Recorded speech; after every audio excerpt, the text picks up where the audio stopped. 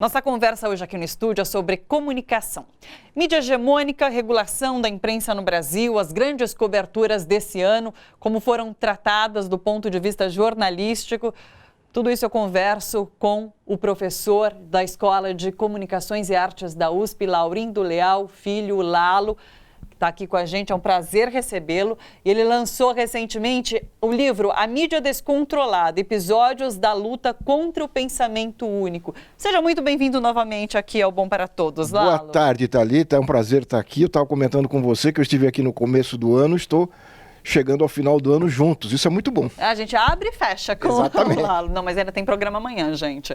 Me fala um pouco sobre a mídia descontrolada e depois eu quero repercutir até com você um pouquinho do noticiário de hoje. Pode ser? Claro, claro. Olha, o livro, ele é um conjunto de artigos que eu publiquei na Revista do Brasil, da Rede Brasil Atual, durante 10 anos, acompanhando o papel da mídia, refletindo sobre a sociedade brasileira, as diferentes conjunturas, e eu digo até na introdução que houve momentos de uma expectativa alta de que as coisas estavam melhorando e depois um declínio, e como é que a mídia acompanhou esse processo nesses últimos 10 anos, que inclui, portanto, o golpe de 2016. É uma reflexão sobre o papel da mídia, as possibilidades que nós tínhamos, não é, para enfrentar esse monopólio ao qual você se referiu, e infelizmente não tivemos força para tanto, e estamos vivendo hoje, Thalita, uma situação tão grave, tão dramática, na qual a mídia tem um papel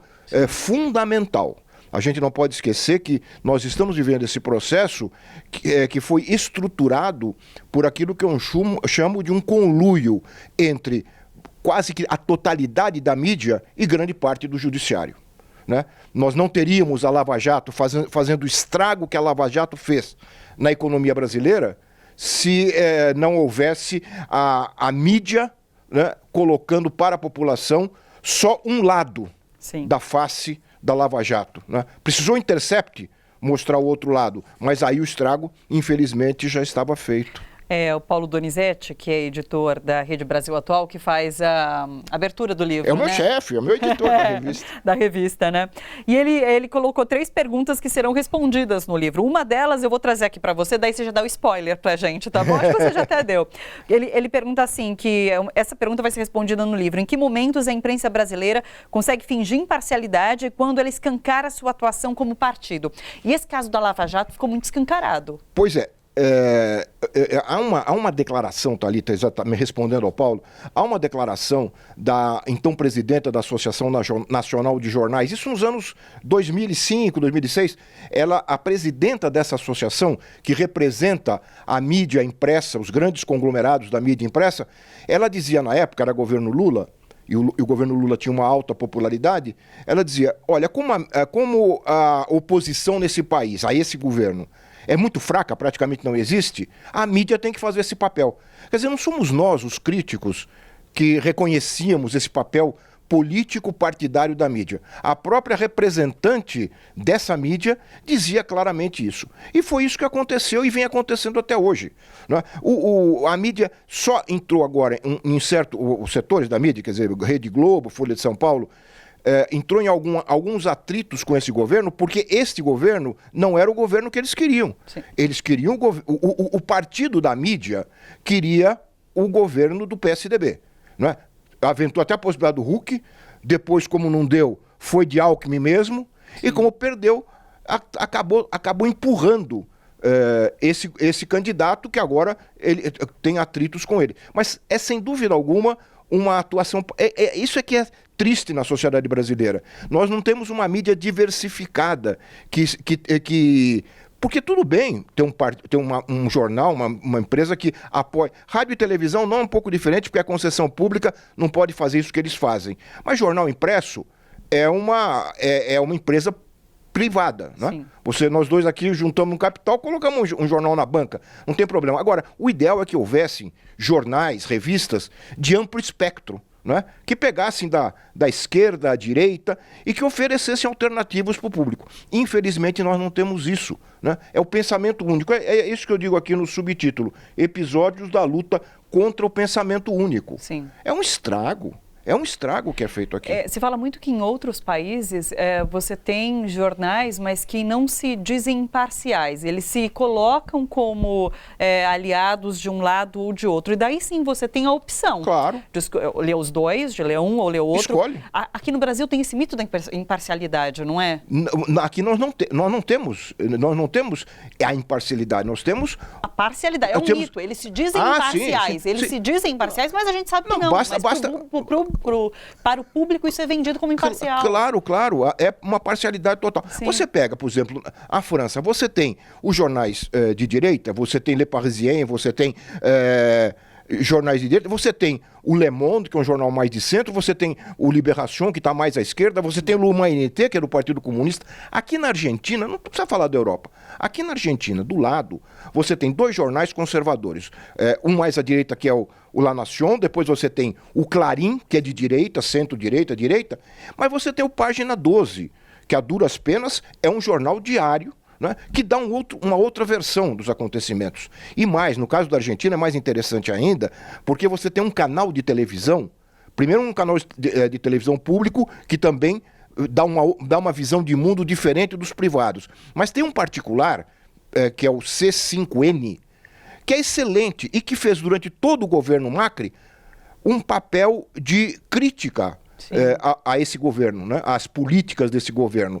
Dizem alguns autores, alguns pesquisadores que estiveram acompanhando as últimas eleições na Argentina, que a presença desse canal foi decisiva para a vitória da chapa Fernandes e Cristina Kirchner, porque havia um lugar para você respirar um ar diferente.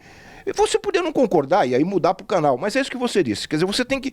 Ninguém está querendo, e nunca houve essa tentativa nos governos do Lula e da Dilma, de fechar nenhum canal. Ao contrário, a ideia sempre seria, e deveria ter sido feita, de expandir as vozes, né? Aumentar as vozes para que o público, para o cidadão em casa, possa escolher, né? E não deixar tudo concentrado numa visão só de mundo, de política, como ocorre hoje. Mas qualquer tentativa de regulação da mídia é taxada pela grande imprensa como censura. A grande mídia não quer nenhum tipo de regulação. Olha, é um atraso, viu, Thalita, é um atraso quase secular no Brasil.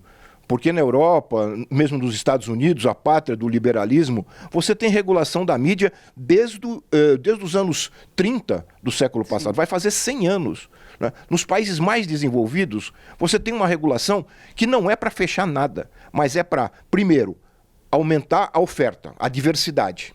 Vou dar um exemplo. Na Inglaterra, eu acompanhei na década de 90 o processo de concessão do terceiro canal privado. Naquela época a BBC tinha 2 canais, hoje aumentou muito, mas naquela época a BBC tinha 2 canais e haviam 2 canais mantidos pela propaganda.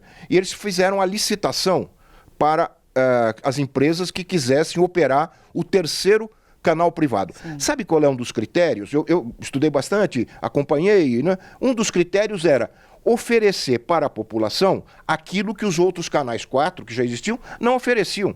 Quer dizer, o órgão regulador, porque é um órgão regulador, lá em todos esses países há órgãos reguladores. Na Inglaterra chama-se Ofcom, Conselho Superior do Audiovisual, na França, em Portugal. Aqui, se você fala isso, é isso que você falou, tá vendo? É censura, querem censurar. Não, na verdade, por isso que também é mídia descontrolada, porque não há nenhum controle social. No caso do rádio e da televisão, então, isso é escabroso, porque, eu não sei se o telespectador sabe, mas as empresas de comunicação operam por concessões, assim como as empresas de ônibus, não é? A prefeitura concede, né, um trajeto para o ônibus. O Estado brasileiro confere para alguns grupos a operação de canais de rádio e de televisão em nome da sociedade, porque são públicos. Sim. Não é? O Silvio Santos não é dono do canal, ele é dono de uma empresa concessionária daquele canal. E essa concessão, isso ninguém sabe, mas está na Constituição brasileira, a concessão tem um tempo de vida. Ela tem que ser renovada periodicamente. São 10 anos para o rádio e 15 anos para a televisão.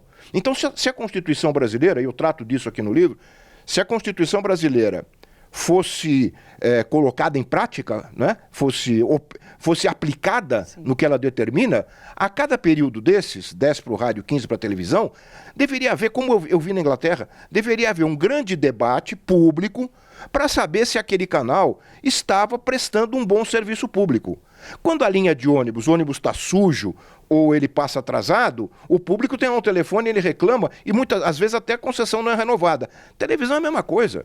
Sim. Quando um apresentador de 90 anos fala aquelas bobagens na televisão, não é? Eu acho que o público tem todo o direito de reclamar. Isso não é censura. Né? Porque quando a gente fala regulação, pode ser uma coisa meio subjetiva, mas num caso como esse, se existisse uma regulação de fato, seria inadmissível um episódio como esse, um episódio de racismo, de preconceito, assim como esses programas policialescos que a gente assiste durante a tarde, que a Argentina, inclusive, baniu, não foi? Sim, sim. O Uruguai, inclusive, o Uruguai e a Venezuela, nas suas legislações, eles não baniram, mas eles colocaram em horários, em horários a partir das 11, da meia-noite, etc. Sim. Aliás, Thalita, você toca talvez num dos pontos mais críticos da relação televisão, política, televisão, democracia, que são esses programas policialescos que nas redes nacionais são exibidos aos finais da tarde, nos finais de tarde. Mas em outras regiões do Brasil, você tem cadáveres sendo mostrados ao meio-dia, na hora do almoço, cenas de crianças que foram estupradas, sem nenhum controle, sem nenhum cuidado, apresentadores histriônicos, violentos. Isso está... Se fala tanto, né, que nós estamos vivendo um período de muito ódio, eu tenho convicção absoluta que grande parte desse ódio vem desse tipo de programa. Porque é sempre a espetacularização da tragédia, da violência, e o combate a essa violência, a essa tragédia, é sempre mais violência. Não há nenhuma análise, não há nenhuma proposta concreta de enfrentar a violência com políticas públicas, com políticas sociais. Não, é sempre mais violência. E aí isso tem uma abrangência na formação cultural no sentido mais amplo, na formação da cultura cívica da sociedade muito grande. Eu tenho certeza. Quer dizer, esses programas, eu trato desses programas também aqui, porque isso já vem de longe. Isso vem lá do Cidade Alerta, né? Eu, quando era no começo da televisão, tinha um programa, esse é o pioneiro, chamava O Homem do Sapato Branco, Jacinto Figueira Júnior. Era na TV Cultura, quando a TV Cultura pertencia ainda, era privada, pertencia aos diários associados. Então não é um fenômeno, estou dizendo isso apenas para dizer que não é um fenômeno novo. Sim. Sabe uma coisinha que vai a conta-gotas, homeopaticamente, pingando ali todo dia, todo final de tarde? Ora, não há sociedade que resista a isso, né? Nossos especialistas que a gente já recebeu aqui, eles disseram que inclusive foram esses programas que deram base para essa necropolítica que a gente vive hoje, porque sustentaram tudo isso e essa necropolítica que se implantou no governo é fruto disso tudo.